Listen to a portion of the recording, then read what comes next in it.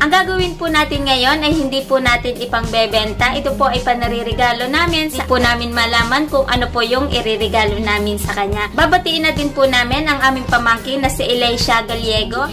Happy birthday and God bless. Sana magustuhan mo yung aming regalo. At babatiin ko na din po ang aking tita, si Tita Tessie Manaig, sa Manaig Family. Maraming salamat po sa inyo at sa inyo pong suporta. Dito po sa ating recipe ngayon, pwede nyo pa rin po itong gawing extra income. Pwede pong gawin yung pang negosyo, panghandaan o pang merienda man. Kung interesado po kayo sa mga ganitong video, inaanyayahan ko po kayo na bisitahin nyo po yung aking channel. Kaya tara na po at umpisahan na po natin ang paggagawa ng Double Dutch Oreo Ice Cream Cake.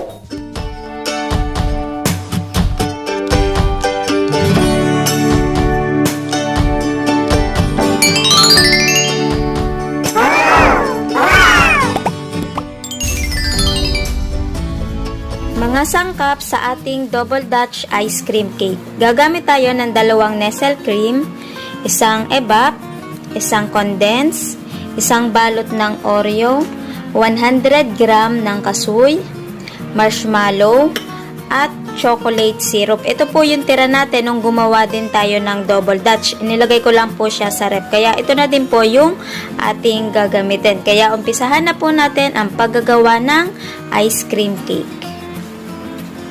Lalagay din po tayo ng 2 teaspoon ng vanilla flavor.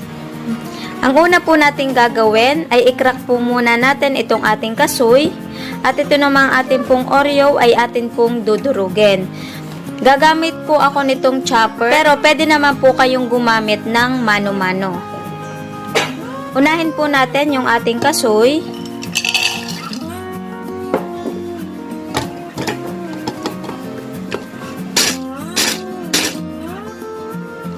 Okay na po yung ganitong kalalaki.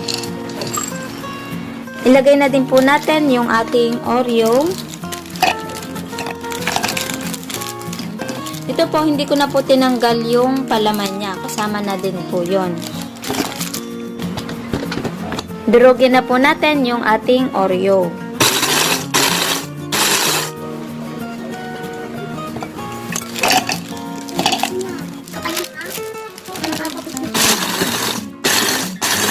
Okay na po yung ating Oreo, nadurog na po natin lahat.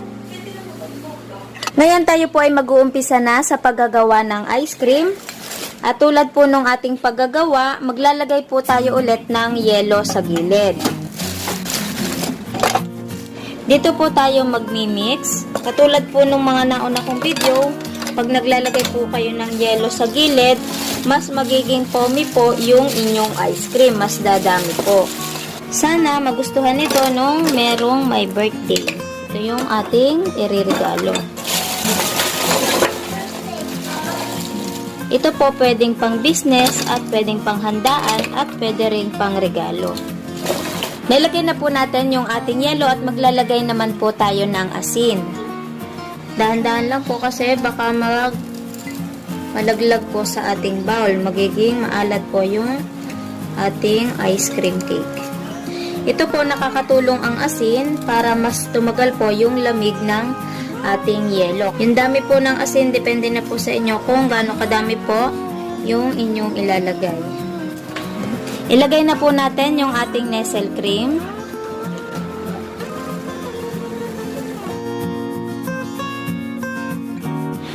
Nailagay na po natin yung ating 2 Nestle cream at imimixer na po natin ng high speed. Hintayin lang po natin mag-double yung volume at maglalagay na po tayo ng condense at evap.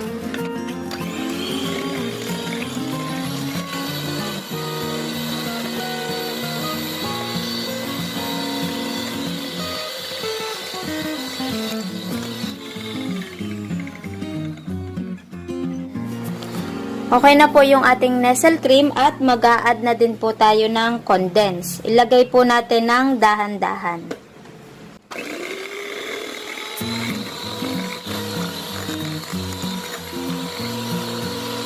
Ilagay na din natin dahan-dahan yung ating evap. Maglagay na din po tayo ng ating vanilya.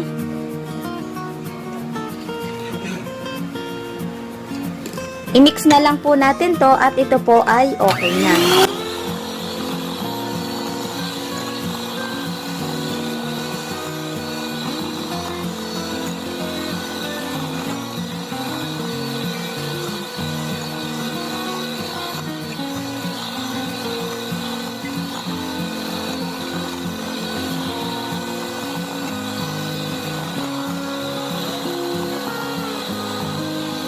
Okay na po yung ating ice cream. Ilalagay na po tayo sa ating lagayan.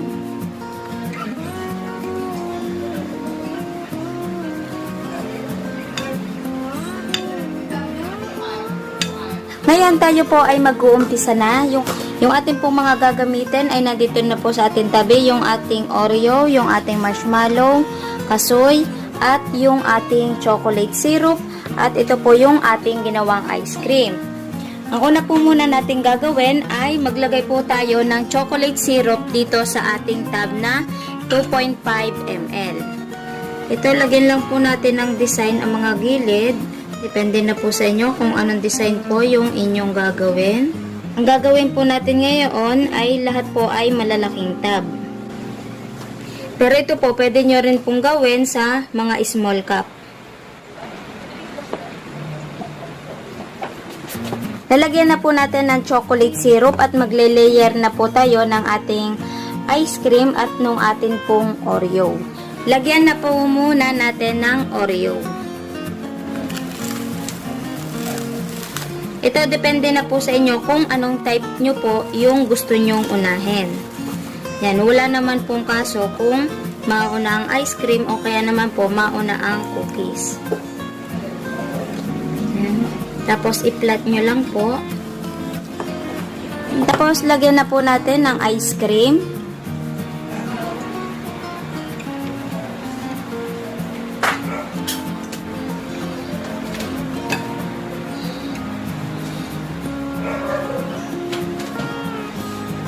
Mag-layer na po tayo ng ating kasoy, ng ating marshmallow, at ng chocolate syrup.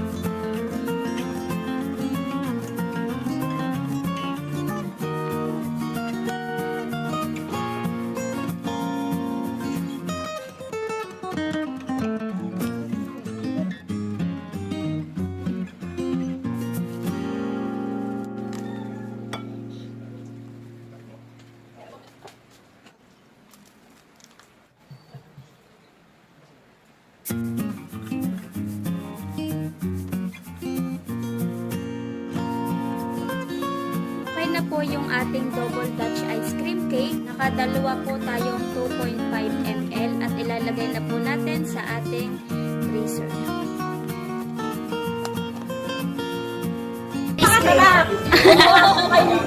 Ano lang?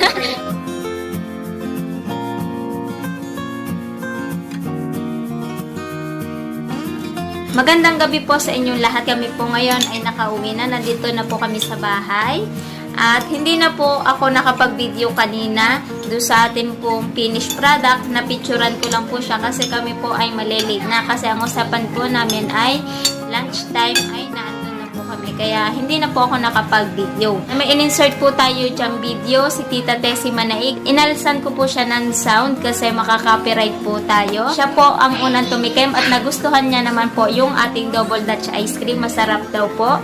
At nagustuhan naman po nilang lahat. Pero dito po sa ating recipe na ginawa ngayon, pwede po siyang pang negosyo, pwede po siyang panghandaan katulad po nung aking ginawa. Ipinarigalo po kasi wala po kaming maisip na pwede pong ipanregalo sa kanya. Kaya pwede nyo rin po yung gawin kung kayo po ay nahihirapan sa mga panregalo. Sa mga magtatanong po dun sa ating pong puhunan, sa murang halaga po lamang tayo po ay nakagawa ng 2 double Dutch Oreo ice cream cakes. Yan. At bago po magtapos ang video na ito at kami po ay matutulog na, maraming pong salamat sa inyong lahat. Kita-kits po tayo ulit sa aking mga next video. Maraming pong salamat sa inyong lahat. Magandang gabi at good night po sa inyong lahat. Bye-bye!